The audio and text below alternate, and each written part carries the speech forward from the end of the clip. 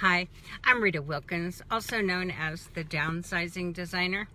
So I'm so glad you're here with me today. We're going to be talking about practical tips, design tips to maximize your smaller space.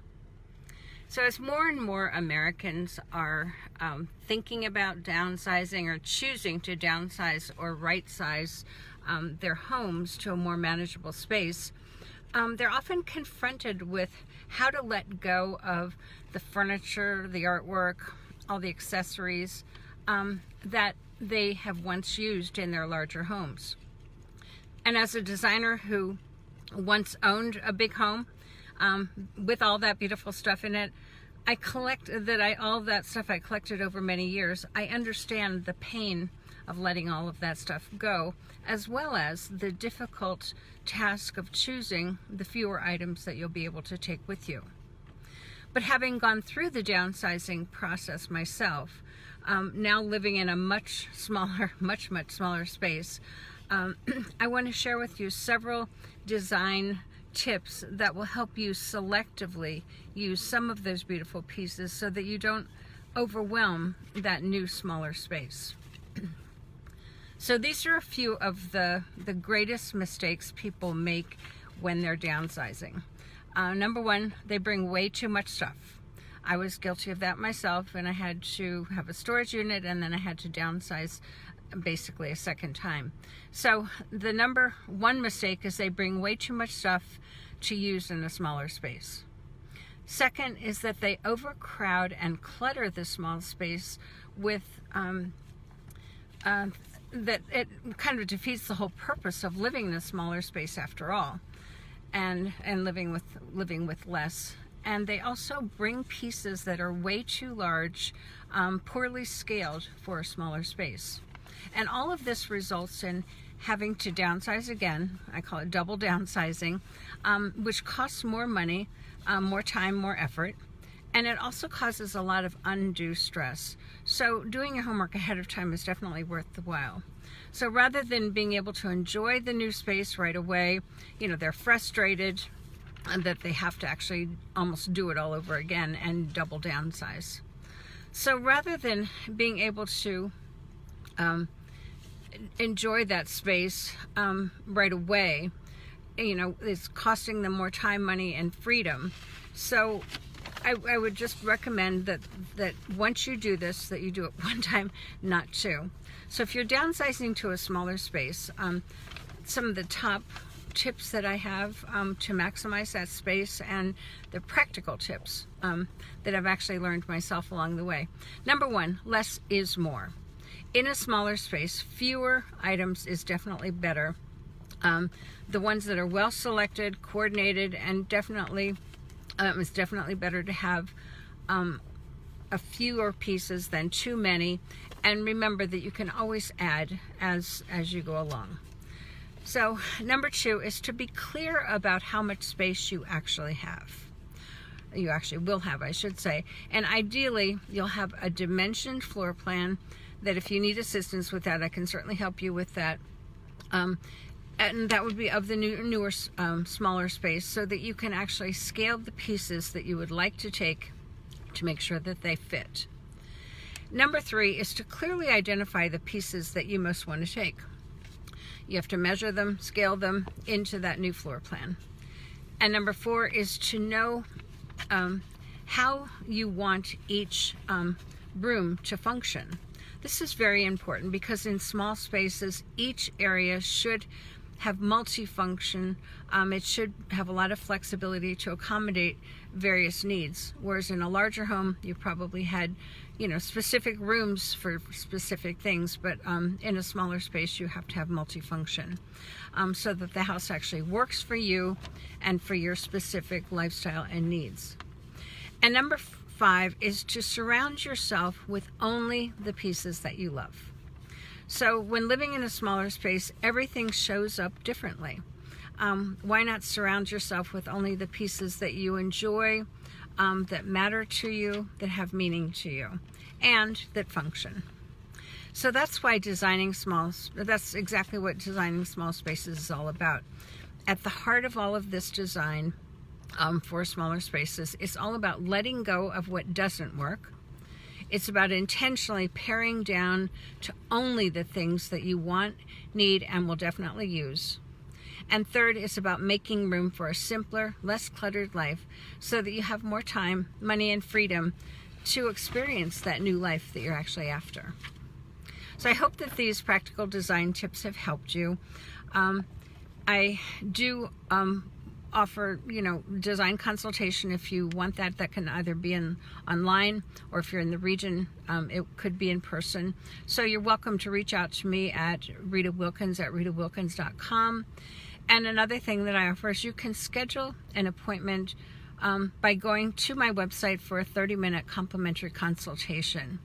So I do hope that this was helpful to you. Please like, comment, or share this, and I appreciate it, and I will talk to you soon. Thanks.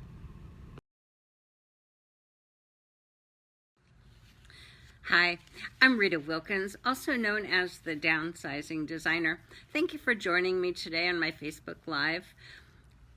Today I'm going to be talking about designer secrets for designing smaller spaces.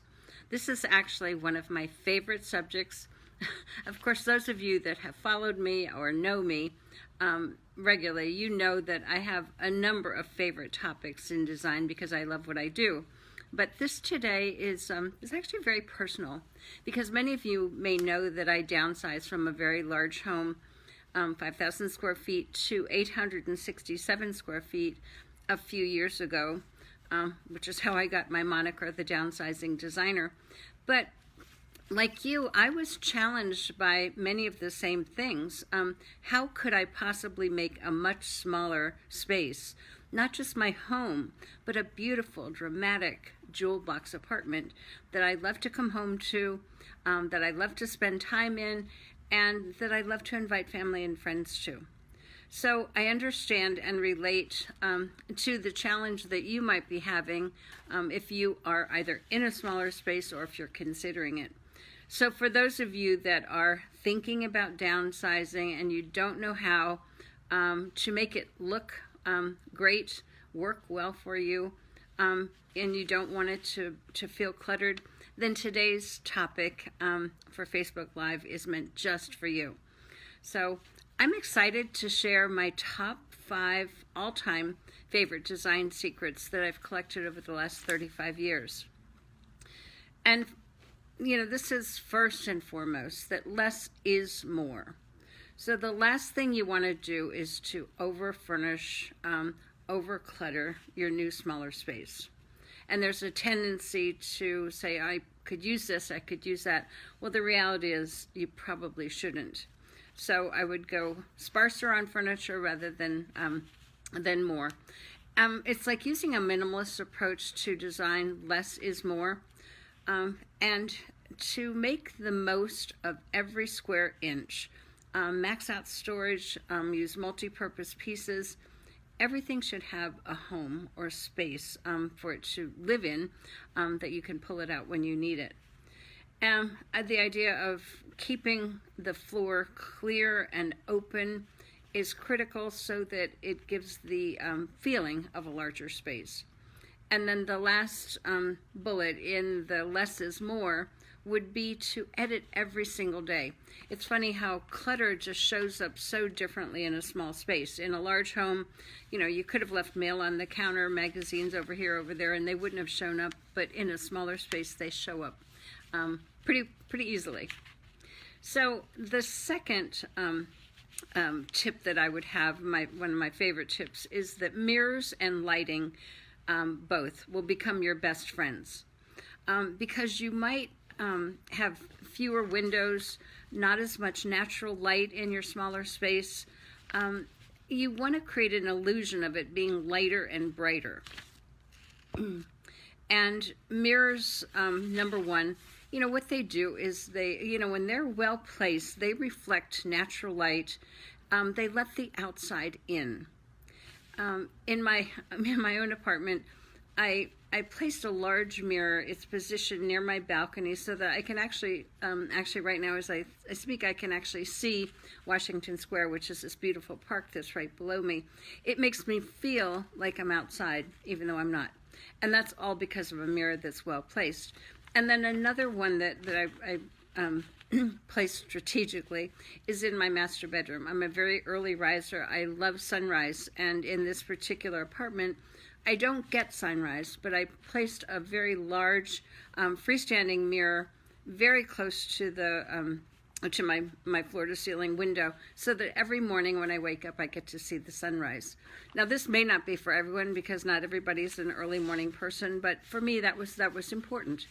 So another thing about mirrors is using wall-to-wall mirrors. That can be done very well, very subtly, and they can literally make your space feel double in size. And then when you add to that great lighting, a chandelier that reflects in that mirror just enhances the space so much more. Wall sconces that could flank that large freestanding mirror, or wall sconces in place of lamps helps to save floor space. So, just consider using those kind of lights that are wall mounted, ceiling mounted versus lamps, because it does save space. The bottom line is lighting and mirrors open up your space. They give it a lighter, brighter appearance, larger appearance, and it contributes, frankly, to the overall happiness and enjoyment of your space, because light does impact how we feel. And the third tip that I want to share today on designing smaller spaces is don't be afraid to go bold with color or with scale. Now, that probably is contrary to everything that you read, but as designers, we're used to breaking rules because that's how we have fun. But while the general rule of thumb is, small spaces use lighter color palette, small spaces stay smaller in scale. And the opposite can also be true. And I've tried it and tested it many, many times. It does depend on your personality, your particular design style, and also your capacity for stepping, out of your comfort zone. So over the last 35 years, I've designed tiny spaces both ways. So that light color palette, it does give an illusion of a larger space, lighter, brighter. The dark color palette I've used gives a cozy, intimate, kind of jewel box flavor to the apartment or to the smaller space. And then smaller scaled pieces, I've used those that are well suited for the room, for the smaller space. And then I've also used overscaled pieces that are, when they're well selected, they do add a very dramatic statement. So the bottom line about the use of color and scale is don't be afraid. Don't be afraid to use bold color or well-selected oversized pieces of artwork, accessories, furniture. And of course, there's always the middle ground, which frankly, this is the one that I usually land in because I might scare people a little bit by saying, use a dark wall here, dark wall there. But when you use a middle ground approach, what happens is that you can get best of both worlds. So if you're tempted to try bold, experiment maybe just with one bold colored accent wall. Feature one very large overstated piece of artwork for that dramatic touch without closing the area in too much. So I'm really a fan of this approach because it gives you best of both worlds. And then the fourth tip for designing small spaces that I love is everything must function or be multifunctional. So having grown up in Europe, living in small spaces with a large family, I'm a big fan of built-ins. Wall-to-wall, floor-to-ceiling, if possible. So when you talk about multifunction, and if you can imagine a beautiful library that is wall-to-wall books or wall-to-wall bookcases and storage and floor-to-ceiling, number one, you can get books in there, display, storage, desk, files, pull-out dining, TV, media, music, wine storage, clothing storage. So that's what one wall of built-ins could do for you. Now, over the years, I've designed hundreds of built-ins that not only look great, but they blend into the space. They're well integrated, but they house everything that you could possibly imagine. So these are obviously custom, and they're built according to what your needs, your tastes are. And while this might sound like it's a very expensive alternative, it doesn't have to be. It can solve just about every storage need that you have. But the way that I typically design these is that is something that you could actually take with you when you leave. When I say built-in, it's actually an oxymoron, because the way that they're designed, the way that they're built, is that they are segments and they can be taken away and put into another home at some point. And my last tip for designing small spaces is get super creative with your storage solutions. So I think I've said this before, but everything must function and have multi-purpose. So expandable furniture, multi-purpose furniture. One of my favorites is a cocktail table that I designed a number of years ago, and now they're actually in stores, not mine, but someone else designed it as well. But a cocktail table that converts into dining height, desk height, and now standing desk height. So it serves 4 different functions, and it's just one piece of furniture. So that to me is like a real success, when you can either design or find pieces of furniture that have that kind of function. And with the standing desk alternative these days, to have that kind of thing, so it could be as a coffee table, dining table, or standing desk.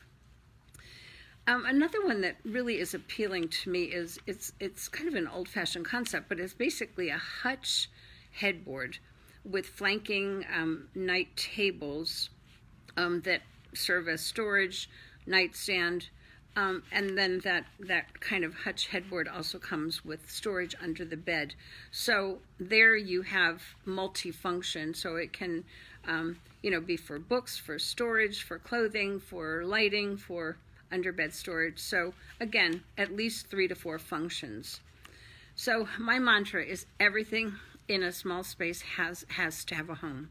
So keep it hidden and out of sight until you absolutely have to use it. So everything you can do to put it behind doors, to have it hidden or concealed, you'll know where it is, and then you pull it out as you need it. So pieces that kind of fall into this category that you're probably familiar with are storage towers that we're using a lot in bathrooms these days. So they're actually towers that go from countertop to the ceiling.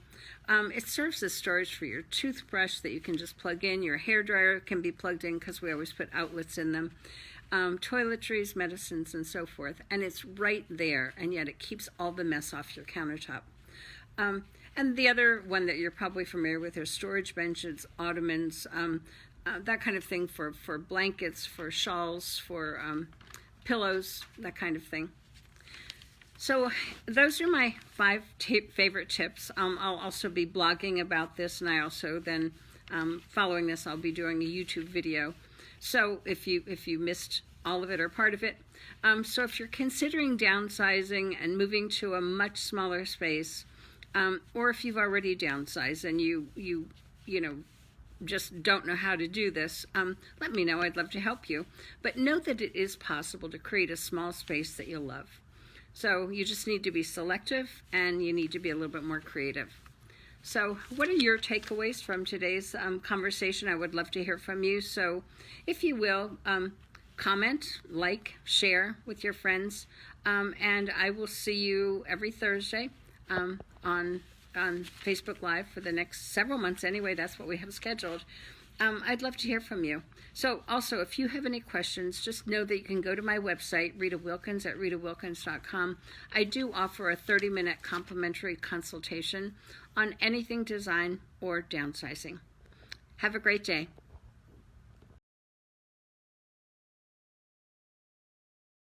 So it's Thursday. I'm going to talk to you about some small spaces and some space-saving ideas for living in a smaller, more compact area. So there's definitely a growing movement to living in smaller, more compact spaces where people are choosing to live with less stuff and less clutter. So this new lifestyle trend to live in that smaller space requires some skillful planning so that it's not only highly functional, but it's also very aesthetically pleasing and reflecting the personality of the homeowner and their tastes. So people are discovering that they don't need to live large to live well, but you do need to learn how to save space every way possible, and also take storage to a completely different level than you might in your larger home, and also learning how to edit, because there's just simply no room for things that do not serve a purpose. So ideally they have multi-purposes. So living in that more compact space causes you to think differently, to think more creatively about how you could best utilize every inch of space. And that being said, it's important to identify, spaces that are not being used at all, or spaces that are just not being used well. So spaces that are often overlooked are the vertical spaces. So that's basically wall space going up to the ceiling. Taking advantage of that wall space whenever possible. For instance, your kitchen cabinets going to the ceiling. That gives you about an extra 12 inches of storage around the perimeter of your kitchen. Taking bookcases or wall units or built-ins, taking them not only floor to ceiling, but also wall to wall. This allows you to max out storage, to find the kind of storage that you want in there. It also allows you to make your space feel more integrated and less disrupted. In other words, less cluttered. So also wall-mounted shelving, which many people are going back to, provide storage for books for display, and it also frees up the floor space. So another area that you can take advantage of space is horizontal wall space. So as an example, in your bathroom, you might have storage towers flanking your sink, and that area above your mirror is an opportunity to create another cabinet that could go up to the ceiling. This is perfect for linen storage. It's perfect for storage of things that you don't have to get to every single day. But that is actually, it's like an upside down U. It's very effective, and then lighting can actually come from beneath that, or lighting can be in the mirrors themselves. Other horizontal wall space that could be used would be in closets. So, people often overlook how much space there is above a hanging rod. There's easily 30 to 36 inches above that. So using storage bins, baskets, for seasonal storage, and also the space below your clothing, when that is put into baskets or bins of some kind, that actually helps to consolidate your storage, and then you just pull it out as needed seasonally. The third way to gain more space is collapsible furniture. So you probably are very familiar with a Murphy bed. So the Murphy bed folds back onto the wall to free up the floor space when it's not in use. Highly functional for small apartments or guest bedrooms, or sometimes even a home office that could then be multi-purpose as a guest bedroom. A second collapsible piece of furniture is the extend-away dining room table. You might have seen this mechanism, but basically that table collapses back into a storage credenza that might sit off on the side of the wall, only to be pulled out when you actually need a dining room table. Since we don't necessarily need a dining room table every day, it's really a convenient piece of furniture. Another one is folding desks or pull-out desks and work areas. When we are building cabinets these days, I oftentimes put in an area that's a pull-out work area that recesses back into the desk when it's not in use. It can also be used for dining. So that collapses back into the wall or into the cabinet. It just makes a lot of sense space-wise, and in the day and age of where many of us are working from home, it provides that extra work surface or other desk. Another area that people often overlook are deep windowsills. So a lot of the older buildings have beautiful windows, beautiful windowsills. That makes a perfect storage space for books, for decorative storage boxes, plants, and so forth. But to not let that be overlooked as a possible place to find some storage. And then this might sound a little bit funny, but your ceiling for storage. I was in an apartment recently, and it reminded me so much of living in Europe, where a shelf was built around the perimeter of the ceiling throughout the entire large living area.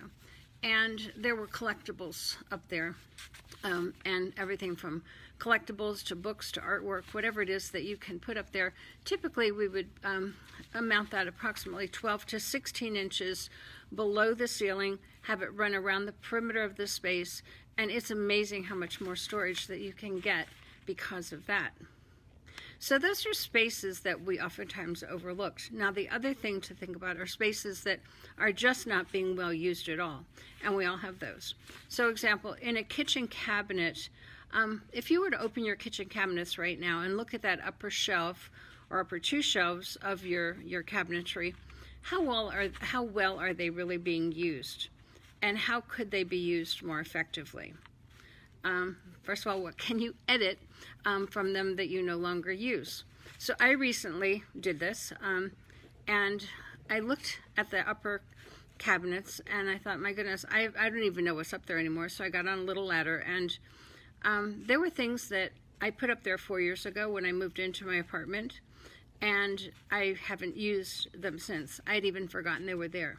So in other words, that, and one of the cabinets actually had 11 flower vases, which I had to laugh because it was very easy for me to pare it down to 3 of my favorite ones. In my large home, I wouldn't have even noticed that I had 11, but in my small apartment, 11 vases is a little bit too much. So what I did is I got rid of those. I freed up space for some many cookbooks that I have that are well used, that were taking up counter space before. So this is just one example of how you can find space and how it might be better utilized for what you really want and what you really need. So I hope that these few space-saving tips help you on your journey to living more abundantly with less. Please let me know if there's anything that I can help you with in any way. You can reach out to me at ritawilkins@ritawilkins.com. Please share this video with your friends. And if you go to my website, ritawilkins@ritawilkins.com, we have over 450 blogs all about design, downsizing, decluttering, and so forth. And if there's anything that you want me to speak about or write about, please let me know, reach out, and I will be glad to. All right, I'll see you then Tuesday night at 7 p.m. where we're talking about decluttering and downsizing. Have a great day.